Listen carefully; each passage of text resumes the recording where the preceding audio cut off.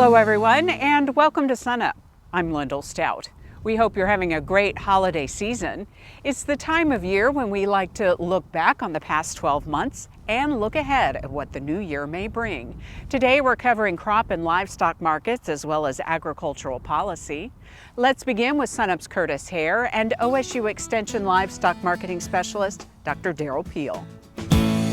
It's that time in the show where we talk to livestock marketing specialist Dr. Daryl Peel for the end of the year wrap-up segment. So Daryl, it's been quite an interesting year. It has been a very eventful year for cattle markets. We've continued to see prices develop strongly in the face of ever-tightening supplies of cattle through the year.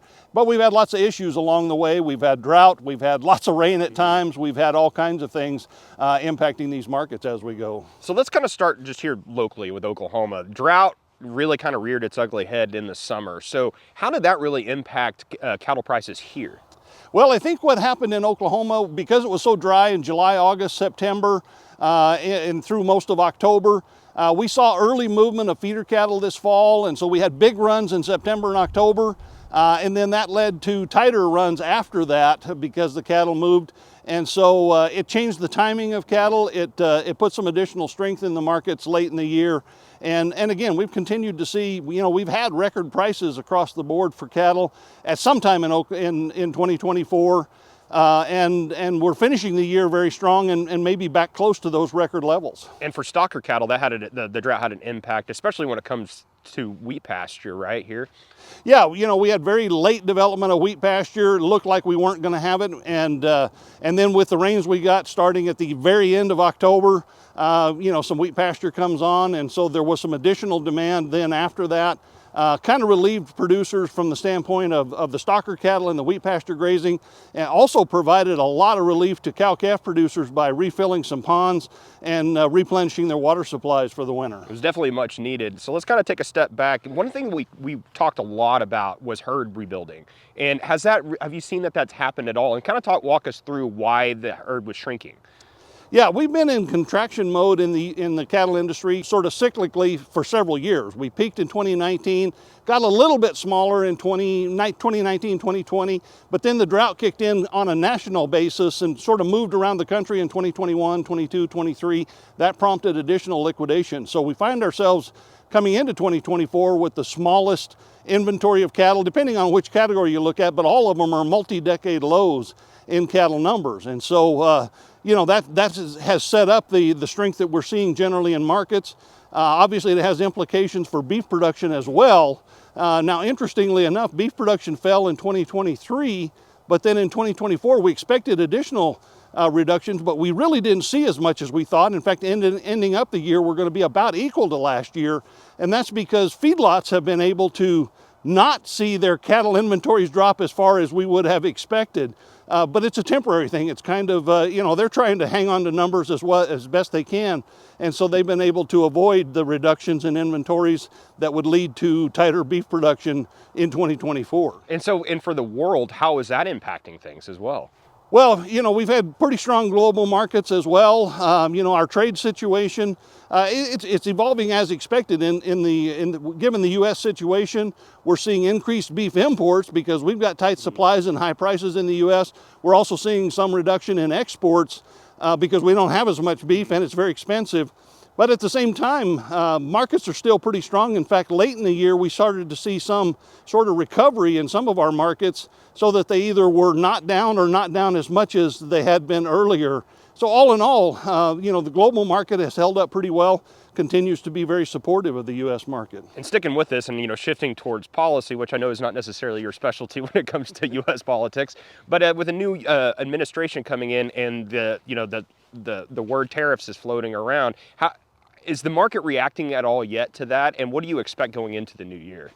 Well, I think the main issue right now is just uncertainty, right? We just don't know what's going to happen. Tariffs have the potential to be a significant negative impact on much of agriculture, including the cattle and beef markets. But right now, the biggest issue is that we simply don't know what the new policies will be. So I think there's going to be a lot of uncertainty. There will continue to be a lot of volatility in the markets. And so even though we have a very bullish outlook in general from a supply standpoint in the cattle and beef industries, there's also a lot of potential for markets to be very volatile. That means producers need to sort of continue to do risk management and protect those points in time when they have to make marketing decisions. Well, in all that, we actually had kind of an interesting year and a really great year for this summer, because me and you, we went to Scotland together, and that was a great time. Yeah, you know, as part of a study abroad course, we got the chance to go to Scotland and look at agriculture over there. We were able to visit the University of Edinburgh vet school and do a number of interviews and see a lot of things, as well as to be part of the student activities when they first arrived in the year. So another good trip. Yeah, and just seeing how cattle production works over there was really, really interesting to me, because we get to talk about it here in Oklahoma in the cold, but over there in the wet and the muggy, it was just a little different experience. Very different. A lot to learn about these markets. They are very global in nature, so a really good experience for us as well as for the students. All righty, thanks, Daryl. Dr. Daryl Peel, Livestock Marketing Specialist here at Oklahoma State University. Did you know OSU Extension supports Oklahoma farmers and ranchers with mental health resources and programming? If you or anyone you know is experiencing mental health challenges, call the Comprehensive Crisis Response Lifeline at 988 or go online to the OSU Extension website dealing with farm stress. For more information about local resources, suicide prevention, finances, or disaster recovery, just go to sunup.okstate.edu. We're talking now with Dr. Amy Hagerman, our OSU Extension Ag Policy Specialist. And Amy, as we kind of reflect back on the year that was, quite a lot happened this year in terms of news cycle, but in terms of policy, not so much. Yeah, we definitely had a lot happening in terms of using policy in Oklahoma, because we had a very disaster intensive year here in the state. But in terms of new policy development, not a lot happened in this year. We came into it with high hopes of having a farm bill in this year, and actually there were some really good signs that that would happen in May with the markup of the Farm, Food, and National Security Act in the House Ag Committee. But then as we got closer to the election, really the focus just shifted over onto the election for many of our congressional members, and then all eyes were, of course, on the presidential election, and that slowed down the whole process. I know we're really waiting to see kind of how things shape up with the new administration, but in terms of the election, those months when there was a lot of discussion between the candidates, really vastly different approaches to ag policy. Yeah, very different priorities in terms of how they would address the challenges that we're facing here in agriculture. Challenges like inflation, labor shortages, international trade, market price dynamics. These are all the things that were part of the discussion when it came to agriculture. And not just for our presidential candidates, but also for our various congressional members that were running for re-election across the country, in how that would shape our agriculture committees going forward into 2025. As we wind down the year and look ahead, at some things that we can start talking about for next year, there's some framework in place already that may influence the next iteration of the Farm Bill? Yes, absolutely. So with the leadership in the House Ag Committee remaining pretty consistent, but then having a turnover into Republican leadership and Senator Bozeman taking over in the Ag Committee on the Senate side of things, we can expect that to be a pretty solid framework, because Senator Bozeman was quite supportive of the House bill that passed. And so we can kind of look at that and say, okay, this is what we might expect from a farm bill going forward. So increasing reference prices to reflect higher costs of production, lifting up that safety net to reflect what producers are really needing to cover on their operations, looking at maybe some expansions in crop insurance and the area coverage options under crop insurance. Also, some of the other provisions around conservation, making sure that we have adequate conservation dollars to address some of the conservation challenges that have resulted from some of these big natural disasters that we've experienced in the last year. These will probably all be conversation points that I would expect to form the framework of whatever our farm bill looks like in the next year. Is there any way to think about what a possible timeline will be? Obviously, there's a lot to discuss, and I know you'll be keeping a close eye on it, updating us along the way, but yeah, can you, I hate to use the word speculate, but yeah, can you kind of predict how that might roll out? You know, I think it'll be in the new Congress. I think at this point, probably there are a number of things that need to be addressed in this lame duck Congress that the Farm Bill is going to get probably pushed. So I'm anticipating an extension throughout till September 30th of 2025. And that timeline will somehow lead up to that September 30th deadline. But the pressure is on in terms of a need for a new Farm Bill, updates. The world is much different than it was in 2018 when the last Farm Bill was put into place. So I am anticipating that the pressure is there from agriculture groups, from our state secretaries of agriculture as well. They have all emphasized the need for a new Farm Bill in 2025. So I do expect to see something happening prior to that September 30th deadline for whatever extension is passed on the Farm Bill. In addition to the Farm Bill, there's some other possibilities in terms of policy that have been stated that are coming, or at least will be debated and discussed, that could impact agriculture. Yeah, there are some key provisions in the Tax Cuts and Jobs Act that will need to be reviewed again in 2025. They would expire in 2025. And so I expect there to be some discussion around taxation. I also expect there to be some discussion around trade. You know, we're all watching this potential for tariff situation very, very closely, the impacts that could have on agriculture, and especially the potential for retaliatory tariffs as well in the coming year. You know, also the debt ceiling is being discussed in 2025. It's going to be a very busy policy year. And so you will need to come on SUNUP a lot, it sounds like, and keep us all informed, and obviously be a resource for folks in Oklahoma. Yeah, I look forward to the discussions. All right, Amy, thanks a lot. Thanks for all you do for SUNUP throughout the year, and Happy New Year to you and your family. Thank you. We want your feedback. The annual SUNUP viewer survey is underway, and your input is important. What do you like about the show? What topics do you think we should cover in the future? And what would you like to see more or less of on SUNUP? All ideas are welcomed. The survey runs throughout December and will only take about 5 minutes of your time.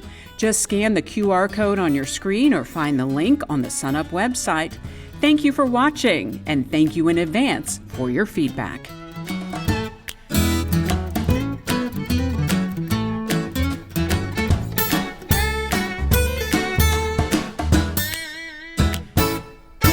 Good morning, everyone. This is State Climatologist Gary McManus with your Mesonet Weather Report.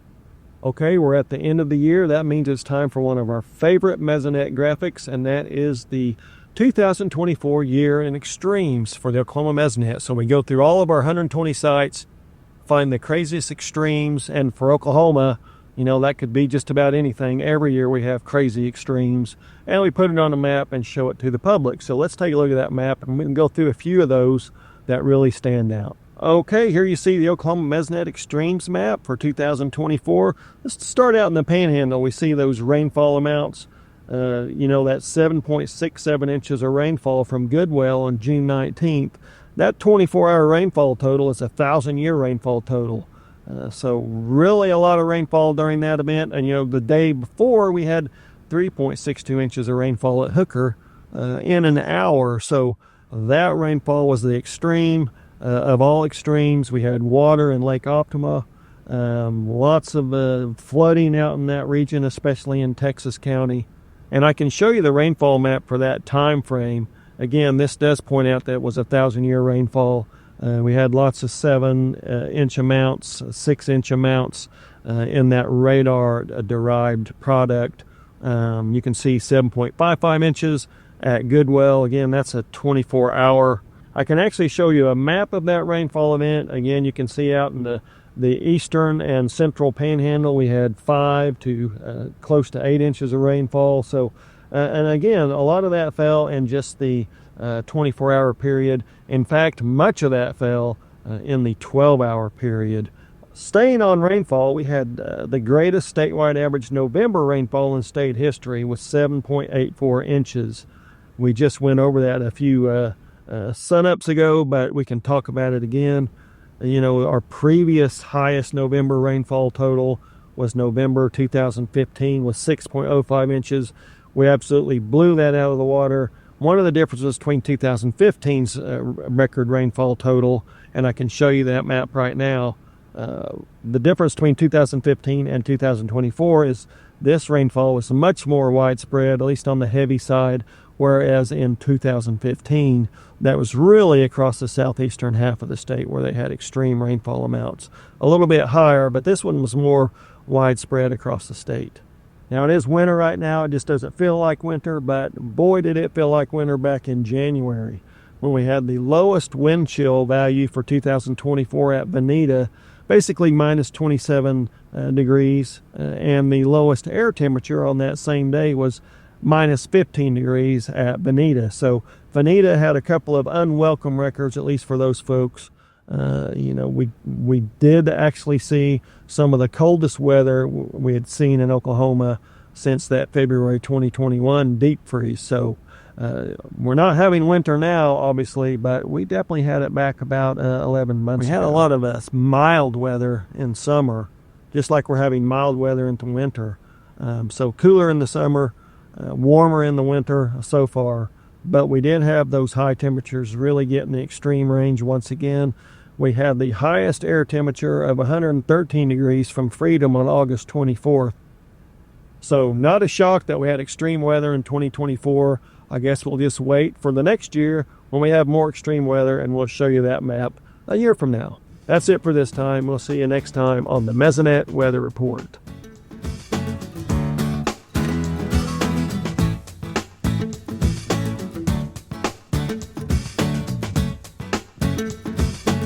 Continuing our year-end discussions now, SUNUP's Elizabeth Hokett catches up with OSU agricultural economist Dr. John Michael Riley. We're continuing our end-of-year discussions, this time with John Michael Riley. So John Michael, it's, as every year is, been a bit of an interesting year in the market. So tell us a little bit about what's kind of happened from January up to now.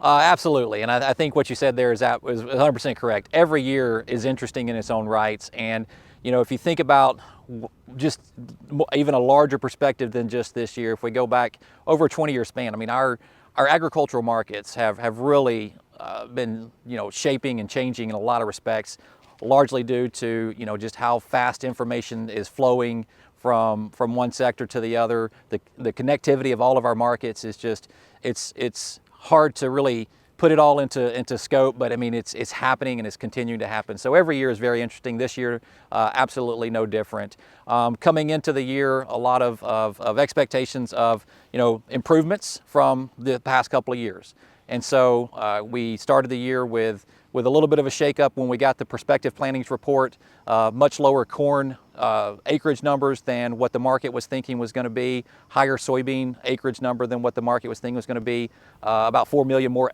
wheat acres between winter wheat and then expectations on spring and summer wheat. So all of that kind of put a little bit of a damper on the marketplace, largely with beans and with wheat. Corn, a little bit of a higher coming out of that. And then we get to move forward, plantings are happening, we actually get the numbers from the producers, and as opposed to what they were thinking about doing. And then everything kind of went back to what we thought it was going to be. Corn numbers were up, soybean acres about the same, wheat acres about the same. So that put a little bit of a damper on the corn market.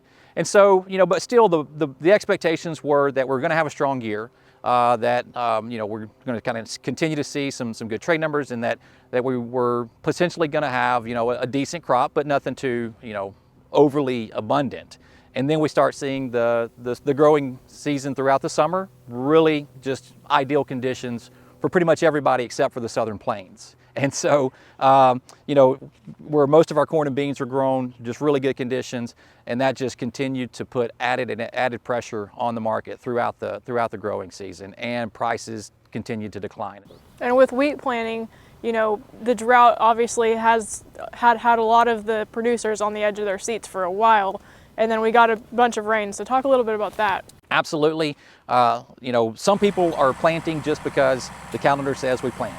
And I think others were on the edge of the seats a little bit more. We're trying to make sure that the soil conditions were more proper for putting the seed in the ground. And with those rains, we have seen plantings kind of get back to a normal pace. In terms of total acreage, I think we're going to see probably about the same number of acres here in Oklahoma. Not real sure about nationally yet, but I think here in Oklahoma probably going to be very close to numbers that we're typically at, just because it's kind of what we do, right? And so, but with these rains, we're starting to see the crop emerge, and I think we are seeing conditions really improve for the crop that's currently in the ground. Yeah, and so with this being an election year too, how does that typically affect the markets? Well, the election year brings a lot of uncertainty and unrest with all markets, not just ag, but so much. And our agricultural markets were, anticipating what might happen. But now that we kind of have a better understanding of what the administration is, who the administration is, we have a little bit of better understanding about what they may be, trying to implement from a policy standpoint. And so with now that uncertainty is not necessarily completely subsided, we do have some expectations there, and a lot of talk right now from the Trump administration about what we're going to do with trade, and so some talk of increased tariffs. Anytime you get tariffs, that's just a tax on goods and services that we bring, or goods that we bring into the U.S. So oftentimes that's met with some retaliatory policies from our friends overseas. And so that is one that we are watching very closely. We export quite a bit of our grain crops, about 60% of our corn, well over 80% of our cotton is exported. Not nearly as much on the beans and wheat side of things, but still it's significant enough that those markets are, to use your term earlier, on the edge of their seats to kind of see how those policies moving forward with this new administration are going to be. And another really interesting part of our year was our longtime market analyst, Kim Anderson, retired, and you were able to come on with us in August, right in the middle of the growing season. So talk a little bit about that experience. Yeah, absolutely, and it's been a fun time. I've really enjoyed, getting to the opportunity to come visit with you every other week. And so, Dr. Anderson, it's hard to fill those shoes, and I'm by no way am I feel like I am in any adequate measure, but it's something that I've enjoyed. It's given me an opportunity to kind of visit with the folks in Oklahoma more on a more intimate basis through the TV, obviously, but it's given me that opportunity. When my first episode, we kind of went into a little bit of my background and my history. So prior to coming to Oklahoma State, I had some extension experience and did some similar conversations about markets in general. And so I've really enjoyed kind of getting back to that in a lot of respects. Getting off campus every so often has been really nice as well. So I've really enjoyed it. I hope that I have been providing enough information and insight for our folks out in the state to utilize in some fashion. If nothing else, just time to mute the TV and go get a cup of coffee or something. Yeah, we've definitely enjoyed getting to know you and talking with you too, John Michael, and we look forward to next year as well. Thank you.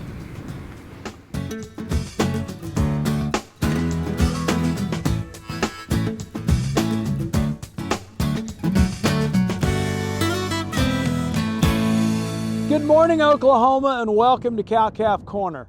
As I always say at the conclusion, thanks for joining us on Cow-Calf Corner. And as we draw 2024 to a close and look ahead to 2025, I thank you all for watching, reading our newsletter, and being with us whenever you can. This week, we reflect back on 2024 in the cattle business and look ahead to what the promise is of the year 2025. Heifer retention, corn prices, a hay supply that keeps prices moderate, all those things as we look into 2025 offer a lot of promise for those of us fortunate enough to be in this business, and we should expect that we're going to continue to see great prices for all categories of cattle, modest feed prices that are going to unlock the profit potential for us. And so it is in fact a very encouraging time in this business, and particularly for the cow-calf sector. What can we do as we look ahead to 2025 and think about what we can do to be planning ahead? Well, depending on when you start your spring calving season, take inventory of the body condition scores on cows. I know some of us have already started spring calving season. Some are looking at it a few months down the road. But we'd like to see those bred heifers in a body condition score 6 at the beginning, and those cows at a 5 to 5.5 at the beginning of our calving season. As I always say, make sure you know where your calf puller and your OB chains are prior to your calving season starting. I'm the world's worst at having to find them after we've identified a heifer that could use a little assistance. Monitor those hay inventories, stay on top of that. Long-term forecast looks good. Looks like we ought to continue to receive some moisture. Those of us in the cattle business in Oklahoma know that's always a dicey proposition.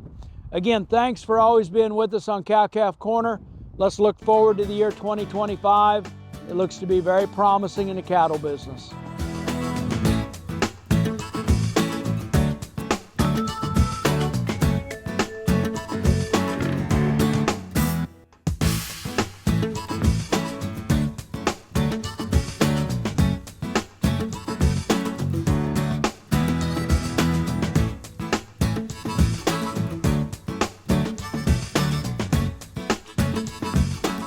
That'll do it for our show this week and for this year, for that matter. From all of us here at SUNUP, we want to thank you, our viewers, and all of our friends at OETA for supporting us throughout the year. I'm Lyndall Stout. Happy New Year, everyone, and we'll see you in 2025.